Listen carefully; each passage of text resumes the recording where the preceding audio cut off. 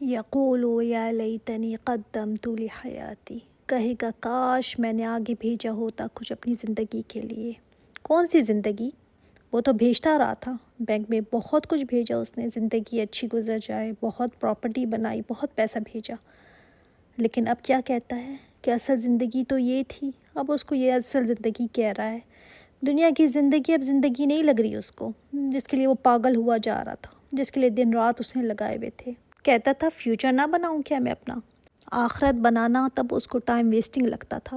اب جب یہاں پر پہنچ گیا تو اب سمجھ آئی کہ اصل زندگی کون سی تھی، کہاں کی تیاری مجھے زیادہ کرنی تھی۔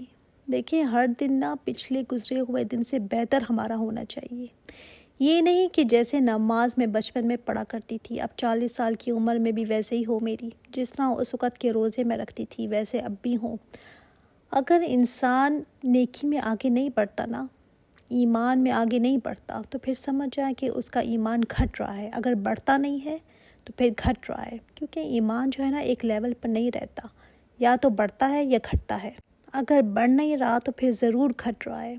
لوگ کہتے ہیں کہ کیا کروں، نماز پڑھتی ہوں، روزے رکھتی ہوں، اب روزانہ میں کیا کروں، تہجد اشراق کرتی ہوں، اگلا دن میں کیسے بہتر بناؤں؟ تو علماء لکھتے ہیں کہ علم لو، علم کے ذریعے انسان اپنا ہر دن پچھلے دن سے بہتر بنا سکتا ہے۔ ہر دن میں علم میں اضافہ ہوتا ہے نا، تو اس میں پھر عمل میں بھی بہتری آتی ہے۔ تو اس دن وہ کہے گا کاش کاش میں نے زندگی کے لیے کچھ کیا ہوتا۔ فَيَوْمَئِذٍ لَا يُعَذِّبُ عَذَابَهُ أَحَدٌ، اس دن نہیں عذاب دے گا اس جیسا عذاب کوئی بھی۔ تو اس دن حالت یہ ہوگی کہ اللہ کے عذاب جیسا عذاب دینے والا کوئی نہیں ہوگا، یعنی ایسا عذاب جس کا انسان تصور نہیں کر سکتا۔ وہ عذاب نہ کبھی اس نے دیکھے ہوں گے، نہ کبھی سنے ہوں گے، امیجن ہی نہیں کر سکتا جس طرح کا عذاب اللہ تعالیٰ دے گا۔ وَلَا يُوثِقُ وَثَاقَهُ أَحَدٌ، اور نہ جکڑے گا اس جیسا جکڑنا کوئی بھی۔ کوئی یہ نہ سوچے کہ میں پتہ نہیں اس دن بھاگ جاؤں گی یا چھپ جاؤں گی، کوئی اللہ تعالیٰ کی پکڑ سے اس دن نہیں بچ سکے گا۔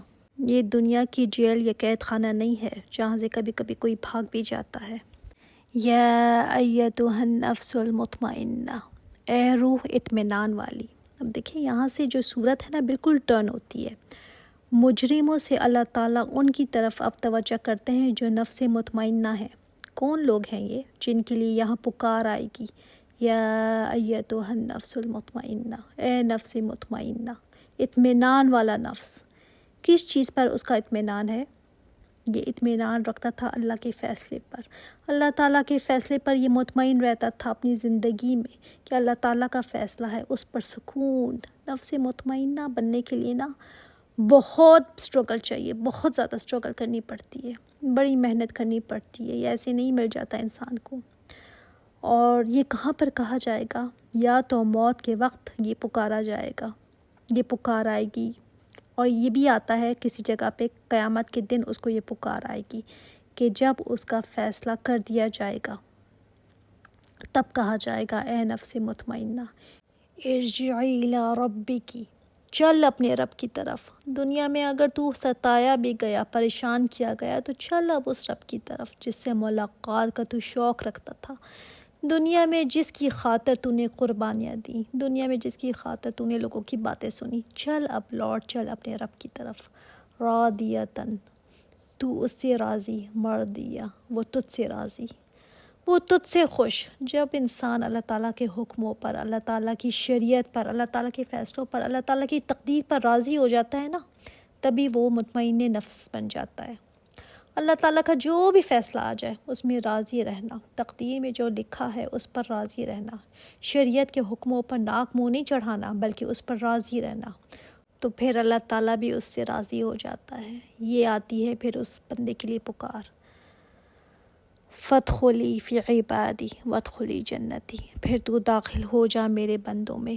مرتے وقت اگر یہ کہا جائے گا نا، یہ پکار آئے گی، تو صالحین کا ساتھ ملے گا، اور اگر حشر کے میدان میں یہ کہا جا رہا ہے تو پھر اللہ تعالیٰ کے جو انعام یافتہ لوگ ہیں نا، انبیاء، شہداء، صادقین، ان میں شامل کیا جائے گا۔ وادخلی جنتی، اور داخل ہو جا میری جنت میں۔ یہ اس کی الٹیمیٹ سکسیس ہے۔